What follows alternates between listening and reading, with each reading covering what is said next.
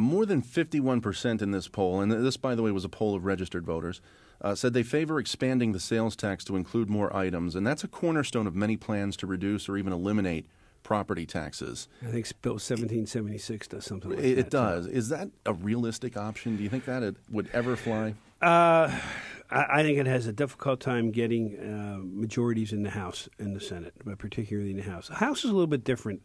The Senate is only 50 people. So you need 26 votes.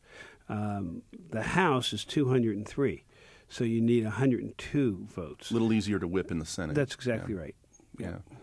Now I want to talk about your favorability ratings in this poll. Both your favorability and unfavorability ratings were up in the polls, so there are less people undecided or in the don't know column. But you're running right now at 32% favorable, 39% unfavorable, with 29% in the undecided or I don't know columns. Is that even a blip on your radar? Do you pay attention to that? I can't pay. If I pay attention to that, I won't govern. Mm-hmm. Okay, because what we're doing is making very tough decisions. I'll give you an example. I have people coming up to me all the time. There are a few that come up and complain about what I'm doing. The vast majority that were willing to come up to me, they wanted, can I get my picture taken with you? Happened yesterday when I was up in the Dallas area. People saying, I know it's hard, just keep doing what you're doing. Because after 8 years of overspending and really putting us deep into a hole, everybody understands that we've got to get the fiscal discipline if we're going to get our fiscal house back in order and be able to grow. And that's not popular. Earlier we were talking about everybody has their perspective of where the money should go.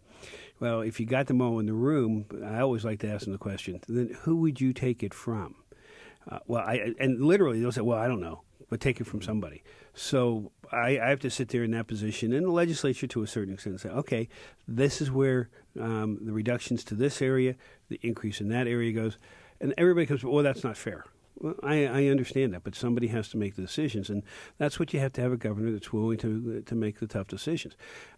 Frankly, that's what's going on around the country, and particularly, I'm very proud of my Republican governors across Pennsylvania, across the United States, because if you look at the states that are starting to move, starting to grow, look at Virginia. Texas is one that's doing very well. Louisiana is doing very well. Michigan is starting to come around. And then obviously we have Wisconsin with Scott Walker.